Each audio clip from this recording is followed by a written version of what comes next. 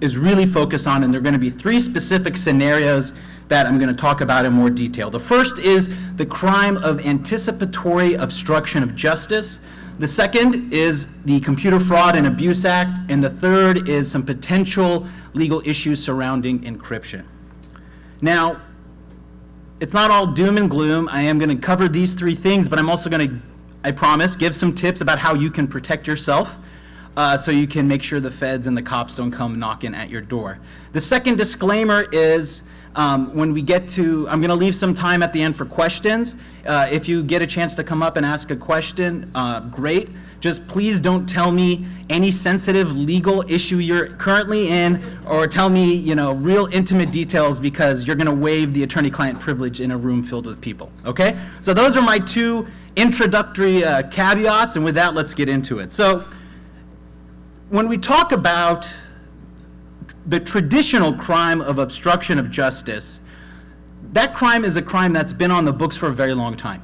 And it has traditionally had 5 things that the government is required to prove in order to show that a person is guilty of the crime of obstruction of justice. The first thing is that there has to be a pending proceeding when the documents were destroyed. Now, that proceeding could be a judicial proceeding, congressional, could be a federal investigation. It doesn't really matter so much, but there has to be something currently going on at the time the obstruction is alleged to have taken place. Second, the person who does the destruction has to actually know that there is a proceeding. Third, and most importantly, is there has to be a nexus between the document destruction and the proceeding. Now, what nexus means is that the act of destruction must have a relationship in either time, causation, or logic with the judicial proceeding. And what this really means is that it captures an idea in the law called materiality, and makes sure that whatever it is that's being destroyed is actually important. Not that it's just any random document that's being destroyed. That instead, this is something that's integral to the pursuit of whatever the feds are investigating. And when I say feds, I'm obviously talking about the federal criminal investigatory agencies, but I could also be talking about local law enforcement as well, okay? The fourth thing is that there has to be a corrupt act done with the intent to interfere with the proceedings. So this is really 2 things, which is why I said there are 5 things that the government has to prove. So they have to show that you kind of did it with guilty intention, so to speak. And your intention has to be to interfere with the actual proceeding. So, if you know that if let's say you're being investigated for computer hacking of some sort under the CFAA, and they want some, they know that the feds are after some emails you sent, and you say, screw those guys, I'm going to delete every email I've ever sent so they don't catch it, because I don't want to go to jail for this Computer Fraud and Abuse Act crime I'm committed, I'm charged with. That's the traditional sense of obstruction of justice, okay? Now, anticipatory obstruction of justice is a newer criminal statute. It's been on the books, I think since the early 2000s. It was part of the Sarbanes-Oxley Act, and the idea was that Congress wanted to make sure that important documents were not destroyed before anything had actually occurred in terms of a formal investigation. And so this is the text of the statute, but really the most important thing you have to take a look is here at the very end, or in relation to or contemplation of any such matter. If you kind of strip away all of the actual legalese text of this statute, what you're really left with is 2 things that the government has to prove. First, that the defendant knowingly altered or deleted, so not accidentally or not inadvertently, but that he knowingly altered or deleted or did something. And second, that he had the intent to impede an active or contemplated government investigation. Now, again, when you strip away the legalese, the statute really says a couple things. First, there's no requirement that you destroy something important. So that's that idea of materiality that the traditional obstruction of justice statute was concerned with. That is absent. And when you think about it, it makes sense, because it's in relation or contemplation of a pending investigation. So how do the feds know what's important if they haven't investigated or opened an investigation yet? That's why there is not that materiality requirement. Second, there's no requirement that you know of the investigation. Again, it goes back to the idea that there doesn't have to be an actual investigation, because there's no requirement that you actually obstruct an investigation or that there even be an investigation. Okay? Now, what's even worse, believe it or not, is that 2 federal appellate circuit courts, so the 2nd and 5th circuits, have held that a likelihood of investigation is not even required. So we're not even talking about a situation where you may think, well, what I'm doing is probably going to get me in trouble. That's not required, at least in 2 very large appellate circuits, okay? So the statute is pretty broad. It can get you in some trouble. In the last presentation, there was a discussion of the case of Louis v. Remington. I'm going to confess I'm not familiar with that case, but just based on what the description of it was, this was, for some people who maybe didn't attend the last talk, this was a situation where a gun manufacturer made a gun that was defective so that when you hit the safety, it actually discharged. Yeah, okay, so that could potentially be a problem. I could see that. And received certain complaints about it from customers and took the complaints and deleted them, okay? That type of situation is what is precisely captured by this statute.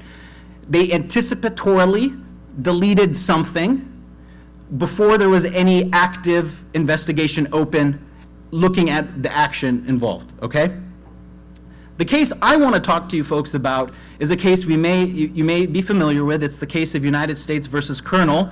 And for those of you who aren't familiar with this case, this is the Sarah Palin email hacker case, okay? Now, what happened in that case? Basically, Mr. Colonel, through a variety of guessing and Wikipedia searching, was able to hack into Sarah Palin's email in 2008, okay? And this is a timeline of kind of the step-by-step things that happened in his case. And the reason I put this up there is because the timing is important. So obviously, at midnight, he hacks into Sarah Palin's email through a proxy. At 1 a.m., he brags about the hack in 4chan. At some point, he deletes images that he downloaded from her email onto the computer. Now, what's important to remember is he did not actually get any sensitive information from the email account. So it wasn't like he all of a sudden got a bunch of really important sensitive government documents. Basically, I think he downloaded a picture of Bristol Palin and saw some email back and forth that was nothing really remarkable. But he downloaded some of that information, took some screenshots, downloaded the pictures. At some point, though, he deleted that information, okay? Now, we don't know the exact timing of when that happened, but it was very early on in this process. Later, in the chat room, basically someone tells Colonel that he contacted the FBI. Whether or not this actually happened, nobody really knows. At 2:01 a.m., he posts the password on 4chan. Later, the thread is deleted, and then a little bit after that, the Palin campaign learns of the hack, and then, obviously they notify the FBI and the Secret Service. And then, a little bit later on, Colonel basically tells a friend on Facebook that he's afraid of the FBI because he thinks he did something really bad, okay? Which, probably good instinct at that point, okay? Now, later, he takes some more steps. He clears his Internet Explorer cache, thinking that this will erase his tracks, which obviously it won't. And then Gawker picks up the story. He then decides to reformat his hard drive. He uninstalls Firefox. He runs a defrag. And at that point, the next day, all really successful, right? Now, the next day, the FBI eventually calls Colonel's dad, and he's looking for Colonel. Now, the asterisk there is because once Colonel actually finds out that the feds are looking for him, he begins to investigate. And the other important thing is the FBI was able to track him down and figure out what he did, not through any of the actual stuff that he downloaded or any of the stuff that he deleted, okay? So if you think about the idea of obstruction of justice, they found him. They found him pretty quick. Nothing sensitive got out. No pending criminal investigation was in place at the time, okay? Now, important. Ultimately, Colonel is indicted. He's indicted for identity theft. He's indicted for criminal fraud, the Computer Fraud and Abuse Act, wire fraud, and the anticipatory obstruction of justice, okay? Now, when he goes to trial, he's ultimately acquitted of the wire fraud. He has a mistrial on the ID theft. Basically, the jury couldn't reach a verdict, they hung. And he was guilty of a lesser Computer Fraud and Abuse Act charge. Basically, he was convicted of the misdemeanor, but he was convicted of the felony anticipatory obstruction of justice statute. So what happened was, for the crime of downloading or hacking into Sarah Palin's email and downloading this stuff, what he got in most trouble for was the act of deleting the stuff, okay? Even though it did not prevent the feds from finding him. Now, what this really kind of boils down to is that he was convicted on the basis of activity that took place before the FBI initiated or contemplated an investigation and before he knew he was actually being investigated. Now, he was worried he was being investigated. He was probably, and rightfully so, a little paranoid about what he'd done, but he didn't actually know, right? So really, the crime hinged less on his actions and the way it impacted the actual investigation, and more on his state of mind when he acted. Now, when this case went up on appeal to the Sixth Circuit, what the government argued was that Colonel had the intent to impede because of two things. First, that he had actual notice based on the user who said he, ratted him out to the FBI. And second, that he contemplated he would get in trouble because he said he was afraid of the FBI. So this was what the government argued. And the Sixth Circuit ultimately held that he did not have actual notice, and its quote was, "Statements made on 4chan have no indicia of reliability." So, okay? Yeah, that sounds about right, yeah, okay? But unfortunately for Mr. Colonel, they found that he had actually contemplated federal investigation. And that's because there was a belief that a federal investigation directed at the defendant's conduct might begin at some point in the future satisfies the in contemplation prong. The Sixth Circuit admitted that contemplation in this context is very broad. And they said, so what? That's what Congress wanted, okay? So, again, not that it was likely, although, factually speaking, yeah, I think it's safe to say that if you hack into the vice president candidate's email, you're likely going to get in trouble and have the feds come after you. But they didn't hinge the legal rule to come out of it is not hinged on that. It's hinged on he believed he might get in trouble, okay? So this is the first kind of situation that, presents itself about this idea of destroying evidence before evidence. This very broad, very scary crime of anticipatory obstruction of justice, okay? Second thing I want to talk about is the CFAA. This is the Computer Fraud and Abuse Act. It's a very long, complicated, tortured statute. It was initially designed to capture, people who, broke into sensitive computers like government computers, banking computers. Unfortunately, it's been broadened significantly. Less by Congress and more by the way courts have interpreted the terms of the CFAA. So whereas it used to whereas like there's easy cases like a DDoS attack could potentially get you into CFAA trouble for, I think, obvious reasons, it's now being used to, prosecute people for sending, too many emails. There's a case where there was a labor dispute and the union decided to bombard management with a whole bunch of emails, and that was found to be a CFAA violation.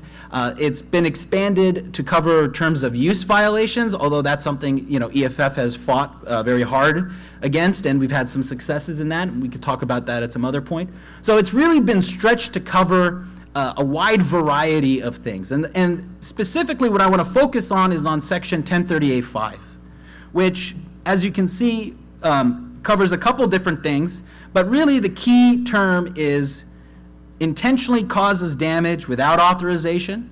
Okay, and you see the term without authorization appear throughout this section of the CFAA. Now, the words intentionally causes damage without authorization to a protected computer has had a very broad definition as well. And I'll start by saying protected computer really just means a computer that's connected to the internet, okay?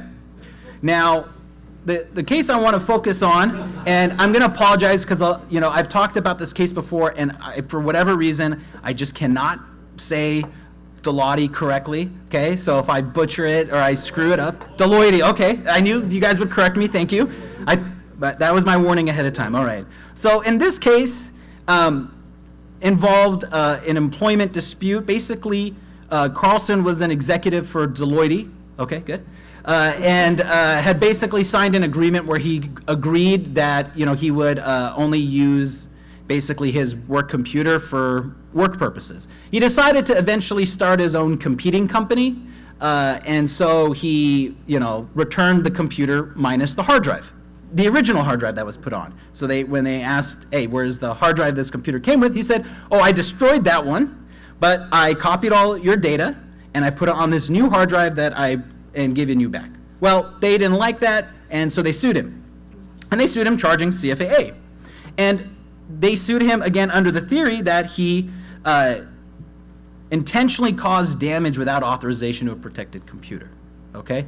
Now, what was important was there was a bit of a dispute over whether he had truly given back all the information or not, but at least at the point in time where the court was deciding whether this was a legal claim that could proceed, there was, the court was less concerned with that and basically said it was enough that he destroyed the hard drive when he was not authorized to do so because his employment agreement said he had to return the computer as it was.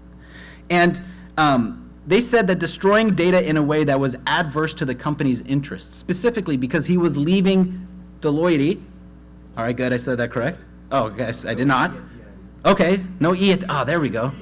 Okay, there we go. Because he had destroyed it in a way that was adverse to that company, in other words, because he was leaving to go to another company, that was enough to trigger the CFAA. So again, this is another example of how, okay, sure, maybe a little bit obvious, you can't destroy your, employer's devices, but again, there was no actual concrete proof that he had taken stuff he wasn't supposed to take. There was allegations or suspicions, but nothing actually ever concretely proven.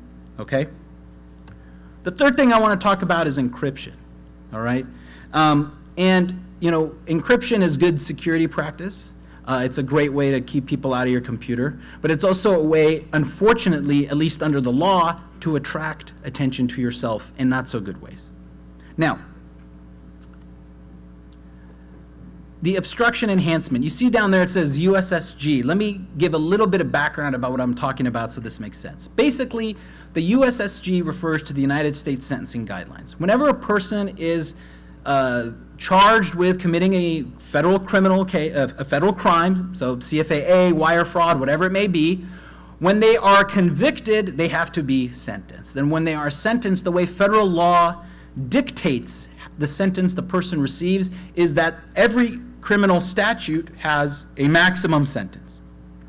So for example, in the CFAA context, the maximum sentence for some violations of the CFAA is up to 5 years in prison. Some violations of the CFAA could get you up to 20 years in prison, okay? But how is a judge supposed to decide what type of sentence to give someone? Does the judge give 20 years to everybody? Well, no, okay? He or she has to decide where in the spectrum between no jail time and 5 years, where in that spectrum is he or she going to impose sentence on the defendant. And in order to make that decision, the judge is required to look at the United States Sentencing Guidelines. And what the guidelines are, they're a large book that is put together by the United States Sentencing Commission, which is a group that's appointed by Congress. And they basically decide how much of a sentence a particular defendant is supposed to get. And the way they make that determination is it hinges on two things.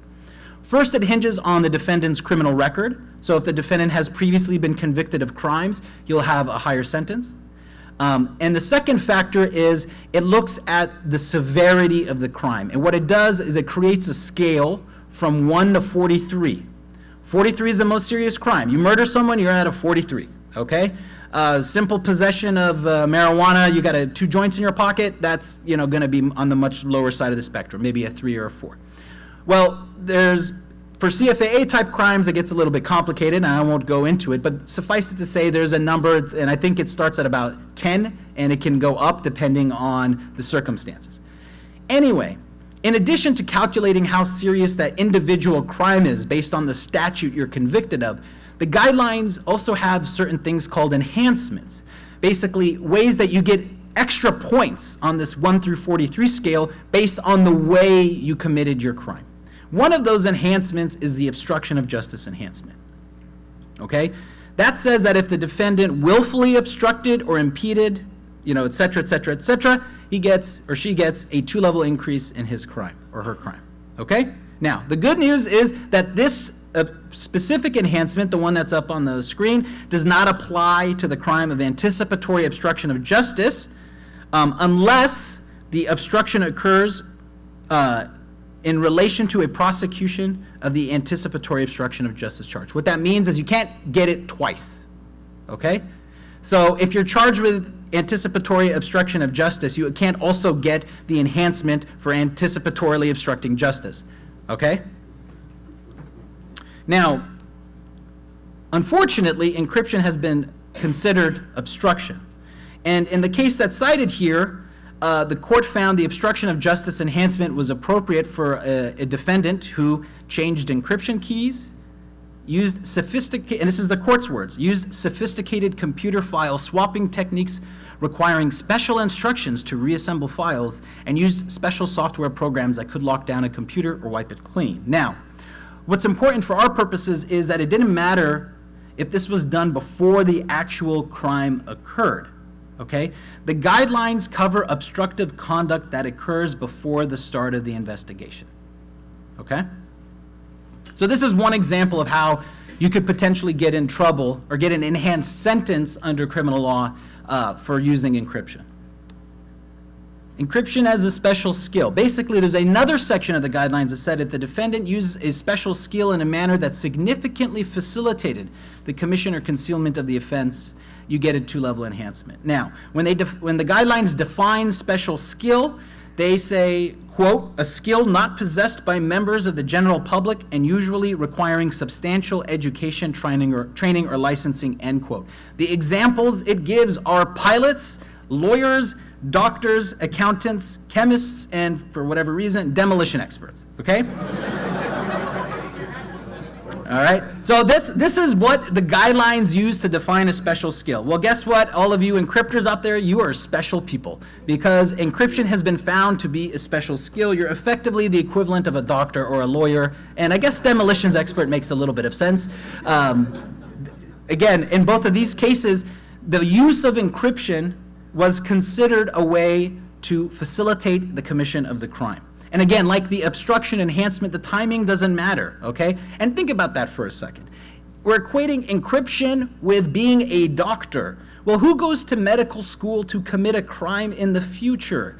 Not a lot of, maybe somebody does, right? Well, I'm a lawyer. I didn't go to law school to, eventually use my legal skills to facilitate the commission of my crime. Okay, but when you think of encryption, people who take, perhaps you take, I'm sure a lot of people in this audience regularly encrypt everything that they do. Well, the court doesn't distinguish between, why or how or when you're encrypting. And I think this goes really to a problem in the legal field, in that courts are only very slowly beginning to catch up with the fact that encryption is not just a way for criminals to get away with hiding what they're doing, because that's the kind of implicit suggestion that courts have entertained for a while. I mention that as a segue to talk very briefly about encryption in the Fifth Amendment. And this is a whole separate talk that could be done for an hour, but I want to flag this issue briefly because this is another way in which you can find yourself in a little bit of trouble for encrypting. Now, the scenario usually goes like this. Cops get a search warrant, they get your computer, it's encrypted, okay? They can't break the encryption. They ask you for the password. If you're smart and you have a lawyer, he's going to say, I'm not giving you anything. So now what? Well, there have been a few, not many, but a few cases where the government has basically gone to the court and gone to the judge and say, hey, judge, we got a problem. We got a search warrant, which means we're legally allowed to be in a computer, and we want to search that computer, which you've already said we can do, but we can't because it's encrypted and we can't break it. So we need you to order the person to decrypt his computer or her computer. Now, the Fifth Amendment to the Constitution generally protects us from being forced to testify against ourselves. And the key is there has to be both compulsion, that means that you have to be forced to do something, and there has to be testimony. And there have been a few cases that talked about whether decrypting is testimony. Okay, maybe I think probably people have heard of the case of Ramona Frakozu. This was a person that EFF helped out with an amicus brief. It was a case where she was under indictment for wire fraud and mortgage fraud, and cops got a search warrant. They searched the house. They found a bunch of computers. They hit this kind of roadblock. Computer was encrypted. They couldn't get into it. And so they went to the court and said, we want you to force Ms. Frakozu to decrypt her computer. Well, she said, no, I have a Fifth Amendment right not to do that.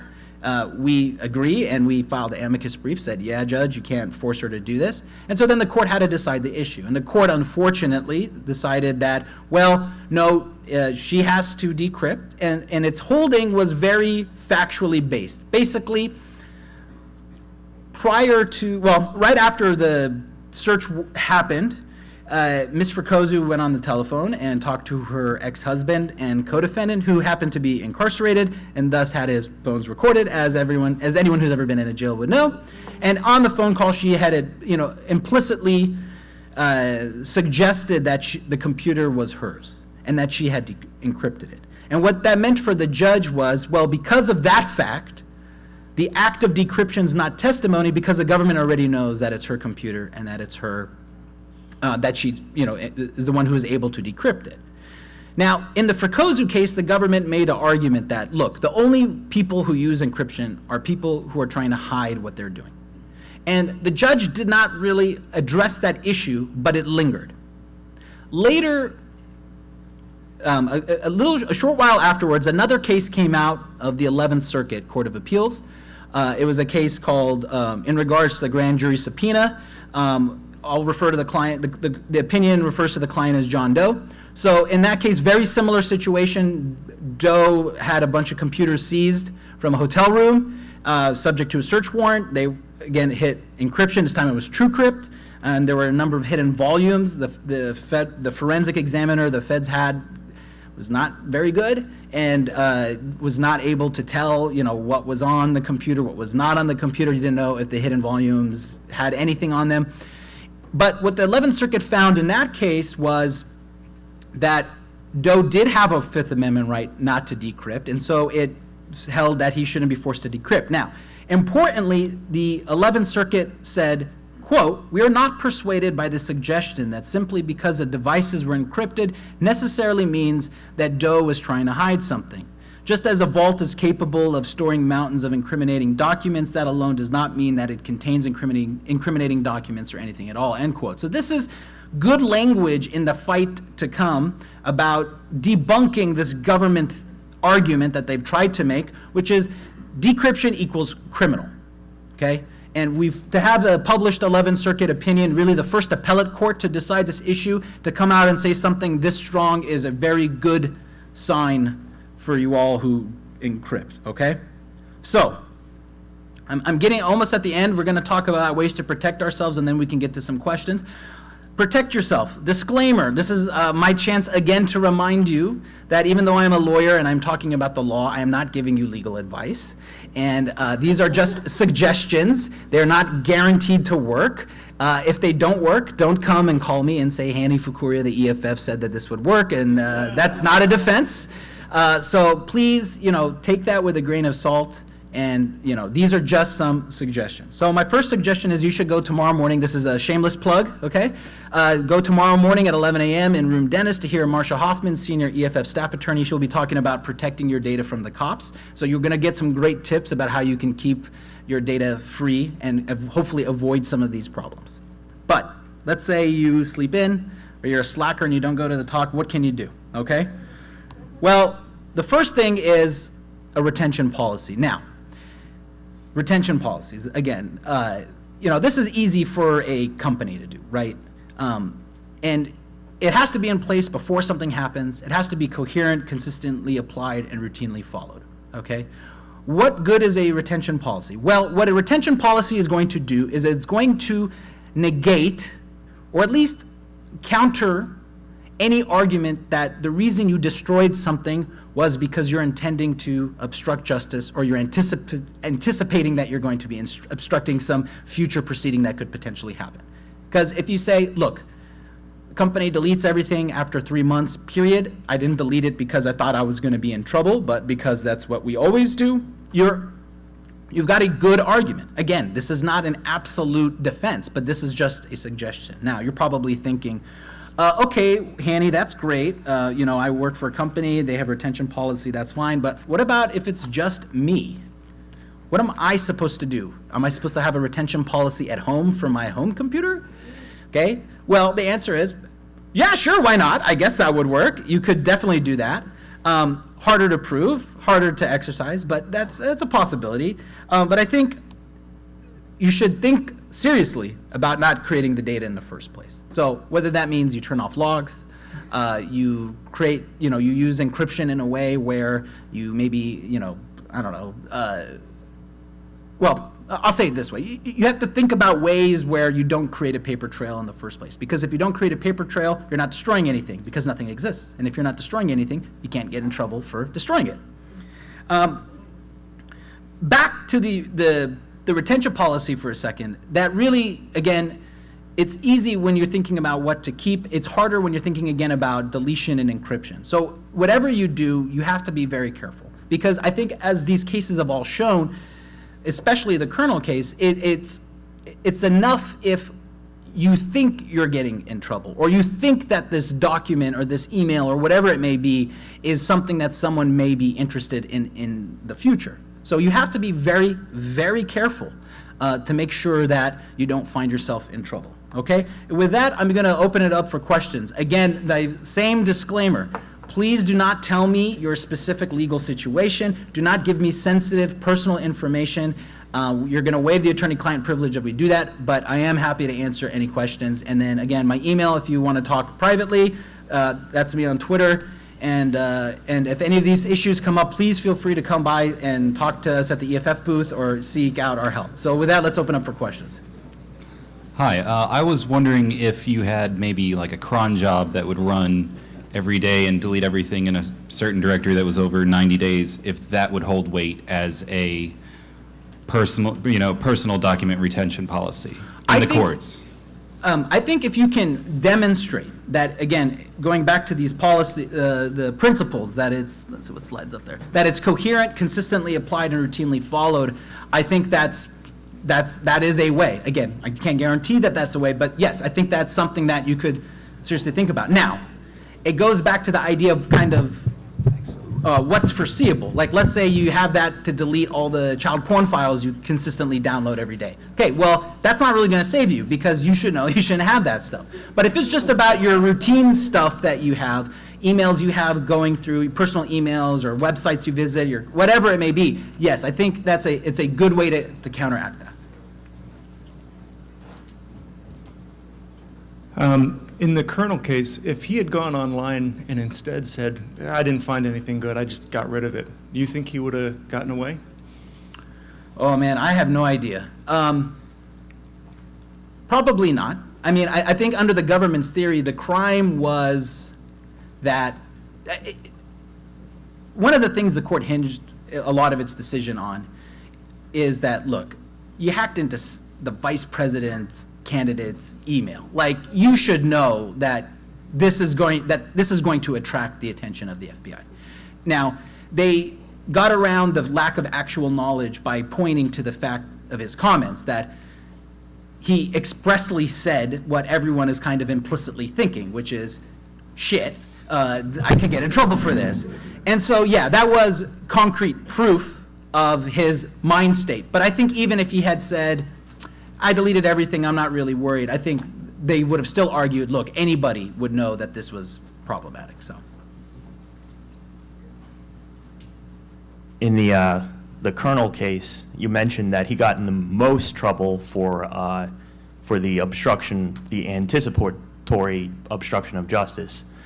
But do you think, had he not obstructed justice, he would have gotten in more trouble because he was found guilty of greater crimes than he was? well, actually, again, with since I can't, as best as I can guess, I would think there's a good argument that he wouldn't have gotten in as much trouble. Because if you think about it, he was acquitted of, and I always get him confused, let me pull it up specifically. He was acquitted of wire fraud. That's the most serious crime he was charged with. That had the most serious maximum punishment. So he was acquitted of the wire fraud. He had a hung jury on the ID theft. Okay, that meant that the government couldn't convince 12 people to unanimously agree that he'd committed identity theft.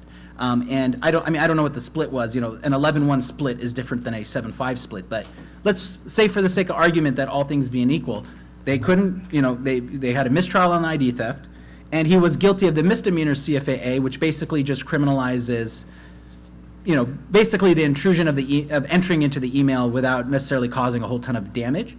If you really think about it, if they'd taken away the anticipatory obstruction of justice charge, he'd have been guilty of a misdemeanor. Instead, he got convicted of the felony and then did 12 months in jail. But do you think he would have been found guilty of the wire fraud if that evidence had existed? I don't think so, because they were still able to get into evidence all of the stuff that he said he did, all the stuff he got, because they had a paper trail of him talking about it. But yeah, so I don't think the actual evidence itself was really that significant. And that kind of goes back to the original point. In traditional obstruction of justice, this requirement of a nexus is what helps ensure that whatever it is that is being destroyed is actually important to the truth-seeking function, if you will, of a criminal investigation. Well, here, these documents, a picture of Bristol Palin is not going to help the government prove that he committed wire fraud. The fraud is in that he attempted to enter into the computer pretending to be Sarah Palin. So I don't think that the evidence that he deleted was all that important in the case in the long run. Okay, thank you. Great talk. Thank you. I guess I have a two-part question. Sure. The first is, do you think that very soon we're going to see a conflict between the John Doe case that you just cited and the Colonel case? Because it seems like that interpretation of encryption is in direct conflict with the anticipatory obstruction of justice. And the second is, has plausible deniability in the case of hidden encrypted volumes specifically, been tested in any real way in the courts? So, starting with your second question, I don't know of any cases that have dealt with it, explicitly. So I don't know. I'm sure that there are going to be other situations where that comes up, but I can't think of any off the top of my head that are current. And in respect to your first question, I think the underlying concepts kind of conflict, but it's important to remember that the John Doe case dealt with the Fifth Amendment to the U.S. Constitution, and the Colonel case dealt with a statute. And so, to a certain extent, the law that they were both interpreting is different. So, the law is one of those quirky things where what makes sense for one legal theory doesn't necessarily hold true in another legal theory.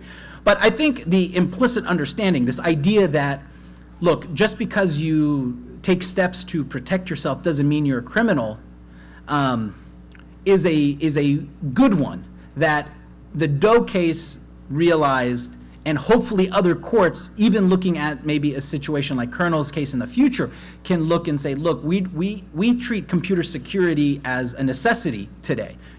Yesterday Yahoo had all of its emails, passwords stolen, right? 400,000 passwords or whatever. Every day we're hearing about security threats. And the fact that people take steps that years ago may be considered unique or only for very technical, sophisticated people is really no longer the case. And that technology has advanced in a way where even casual computer users or less technically savvy people than maybe the people here today are starting to take advantage of these tools designed to protect their security and safety. Okay, so we may see it under the umbrella of the Fifth Amendment sometime soon. Maybe, definitely. Thank you. Sure. You probably just answered my question, but Okay. is something like using a Tor browser or basic encrypting your modem grounds enough in any experience you had for investigation or any type of criminal action? Just that alone, without any data backing it up, the fact that it's pretty much, I guess. So I haven't seen, again, just because I haven't seen it doesn't mean it doesn't exist, but I haven't seen anyone be charged, like criminally, with a crime on the basis of the fact they've used like a Tor exit node, for example. But I have seen many times the cops coming to the Tor exit node operator's house and saying, we found child porn associated with this IP address, and that's your IP address. And so what's going on? And, you know, I think the feds are starting to understand how Tor works better. And so oftentimes what I've done is I've said, hey, have you ever heard about Tor? And they go, oh, okay. And then they go turn around somewhere else. So, I mean, I've seen it in that context more than I've seen it in the sense that people are being, you know, held accountable, like criminally, being held criminally accountable for stuff that's coming out of the end of an exit node. But in general, using the browser, if it's not for anything illegal, could draw attention to you, or could be cause for investigation, even if there was no illegal. I mean, let's say you were just researching bicycles. You just don't want Google to know what you're researching. Sure. You know what I mean? I doubt it. Every individual case would be unique, but I would be less concerned with that rather than like the exit node situation. So I don't know if that answers your question. Well, I'm not exactly, the exit node being like Like you where run it's an going. exit node and then the You cops run it, come right. because you got an IP address. Right. They found the IP address that you're running. Right. It came back to child porn or something. Right, right. Yeah. All right, thanks. Sure. Great talk. All right, it actually has to do with encryption as well. What about with, I guess it's a shade of gray in a way, corporations who have policies in place to, for instance, full disk encryption or drive locker, where employees have to encrypt their hardware because of maybe trade secrets or company information that they don't want their competitors to get. Usually, like, a corporation will do this to prevent a laptop, if it gets lost, from somebody picking it up and using it. I mean, what happens in the case of, let's say, an employee might do something, company doesn't know, company might not have the password, the person might not give it up. Like, what would happen in a case like that? Well, again, I can't pretend to. I mean- Every factual situation will be different, but will be unique. But I think the first thing you started with talking about how companies are now, you know, routinely using encryption, I think goes back to the point that the 11th Circuit made. Here, this idea that just the fact of encryption doesn't mean that a person's acting criminal. And the more examples we have of that, the better we'll be able to impact the law. Now, if you enter into a situation where, Let's say you an know, employee does something and Yeah. the company doesn't know about it. right. Well, there's a number of things that come into play with that. Can The the first may company get in be, trouble? let's say you have like, if your employer agreement says you got to cooperate with the feds, for example. Okay, I've never seen one that does that, but maybe there are some out there that does. Then you've got an issue there, and that's going to be a employee-employer issue. Now, the Fifth Amendment really only comes into play if what your testimony will be incriminating. So if it's like, Gotcha. if there's no chance that you're going to be incriminated by the act of decryption, you're not protected by the Fifth Amendment. Now, then that goes back to this idea that it's going to really depend on the situation. If, you know, you don't want to decrypt because you're afraid they're going to find all this bad stuff you did, then you've got arguably some Fifth Amendment protection, and the court would have to go through the analysis there. If it's not going to be incriminating, then, you know, there's going to be a good argument that you're not protected by the Fifth Amendment, and then it's going to be a harder sell in that case. But I guess the second part was, like, with the corporation aspect of things, where, like, I'm trying to figure out, like, how to explain exactly, like, if the employer gives a laptop to an employee does XYZ illegal whatever, does the company have to answer for that employee in a way because the company required encryption or put these policies in place? Oh, okay. So, like, can the employer be held liable for what the Correct. employee is doing? That's a good question. And I don't have a great answer off the top of my head for that. I would suspect the employer is going to try their best to say, look, you know, in the employment context, there's a distinction between things you do at the behest of your company and things you just do on your own time, even if you're using the company's equipment. And so it's going to really depend on that. Now, let's say you're doing illegal stuff on the behest of your company, then that's going to be, you know, then, yeah, obviously the company is going to be held liable. If you're doing just stuff on your own, but you're using your employer's equipment, then, you know, there's going to be a much more of the focus is going to be on you rather than on the company, if that makes sense. Makes sense. Okay. Thank you. Yeah. Hey, Hanni, thanks for your talk. Sure. I guess it seems like from what you're saying that creating a document retention policy is a pretty good idea. I guess what I'm wondering is what sort of scenarios are there that could be considered anticipatory obstruction of justice for creating a document retention policy? It's a little meta. No, I get exactly what you're talking about. That's why I understand, like, an obvious one would be like if you created it after a Yeah. investigation started and to cover your ass. Let's say you haven't done anything wrong and you came to Hope and you heard this awesome talk by this awesome speaker and you decided to go back and, I think it's going to be a good idea to create a document retention policy. I think you're probably okay. Again, it's going to be... This is not legal advice you're giving. I know. This is not legal advice. I think you're probably going to be okay. It's a very factual determination. And so a lot of it is going to just depend on, I think you're okay. Being a little bit paranoid is okay. Like, being a little bit paranoid doesn't make you a criminal necessarily. Being a little bit paranoid and also doing something that's maybe questionable is going to be a bigger problem. So it's hard for me to answer your question. All I would say is, if you don't have one yet, I would encourage you to do one before something bad happens, or you think something bad has happened, because that's enough if you think it's bad. And that's probably the best I'm going to be able to tell you right now. Sorry, not the best answer, but that's the best I could come up with. Okay. Sure. Thank you. Yeah. Stepping back from an absolute and justified paranoia for a moment, probably a lot of people saw the guideline from the Seventh Circuit that stated that disk blocks which were parts of deleted files or not normally accessible for the operating system are not discoverable. Can you comment on whether this guideline exists in any other circuits, under what circumstances it's likely to be honoured, and how something can enter into evidence if that thing is not discoverable? Well, I think in terms of other circuits, I don't know the answer to that off the top of my head, but I can look back. In terms of how things can be discoverable, how something can be admitted into evidence that's not discoverable, I think it's important to distinguish between the criminal process and the civil process. And in the civil litigation process, the way, and again, the speaker before me went into a lot of detail about this, there's all the document creation, well, not creation, but the way documents are gathered and put at issue in a civil lawsuit or civil case are done by the parties. So the subpoenas are sent and interrogatories are sent and there's discovery. But in a criminal case, the discovery is one-sided.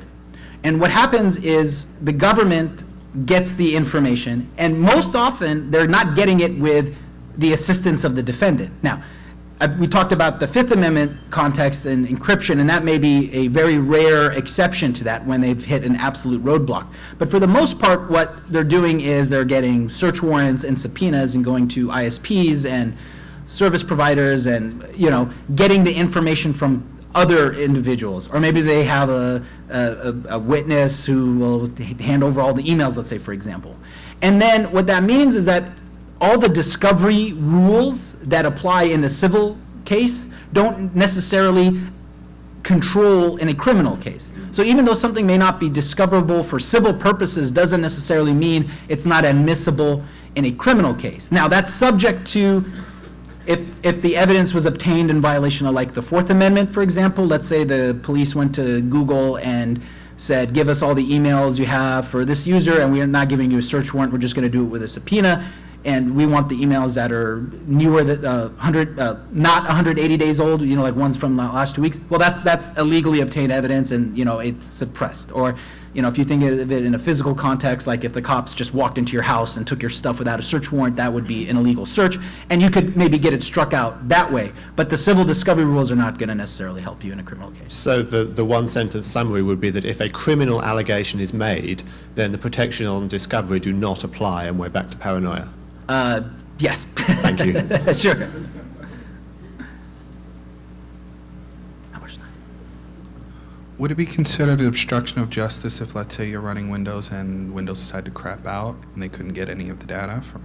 Again, it has to be willful. So you have to be the one, you have to be knowingly, willingly doing something. If it's just like, I got a virus and wiped out my hard drive and I didn't mean to get a virus, then okay. Now, caveat is, If you say, oh, the feds are coming, I think I'm going to accidentally download a virus, then, that's going to be a problem. So it's all about what you willingly and knowingly do. Okay, thank you. Sure. I think this is probably going to be the last one. Yeah, go ahead. I hope this is coherent. So encryption is protected by the right to not self-incriminate? It can be, yes. It can be, but not by the right to privacy. You're talking about by the, like under the Fourth Amendment? Yes. That's a different issue. And all of the encryption cases that have kind of come out, they've all dealt with computer searches done by search warrant. Generally speaking, a search warrant is enough to overcome the Fourth Amendment. Or in another way of saying, the Fourth Amendment requires a search warrant. So let's say under the Fourth Amendment, they have a legal right to be in the computer. So in the encryption cases where the search warrant exists, no, you're not necessarily protected by the right to privacy. So could I then draw the wild conclusion that I'm better protected if let's say my hard drive is encrypted, or a person, not myself, this person is better protected. Some hypothetical person, hypothetical not you. person. Okay. This person is better protected if they just want to have privacy by actually having evidence of some crime on their hard drive, and then they can say, well, I'm protected by the Fifth Amendment, so I don't need to reveal it. No, I wouldn't agree with that. I mean, it's an enticement to go out and actually violate the law so that you can't. Let me say this, Yeah. and I think this is a good way to conclude it. The more steps you take to protect your privacy, the better. Even if that means that the court doesn't necessarily see it the same way. So what I would say is I would encrypt if I were you, because you're going to be potentially protected under the Fifth Amendment. And, the Fourth Amendment protection kicks in by the fact that the government needs to get a search warrant to get your stuff. There are, again, exceptions. You can agree to let them have your stuff, which, please, nobody consent to anything, okay? Again, not legal advice. But I would say more protection is better. Yes, the law is slow to keep up with the changes in technology and kind of deal with these quirky situations we're only now starting to get ourselves into, but I would say you're better off encrypting. Okay, so I shouldn't, a person, Not you. Yeah. a hypothetical person shouldn't vaccinate him or herself by running a stoplight and having a picture taken of it and storing it on that hard drive. Yes, with that other would stuff be they a just want bad to keep idea. private. That would be a bad idea. Okay. Okay? Thank you guys very much. I appreciate it. Thank you.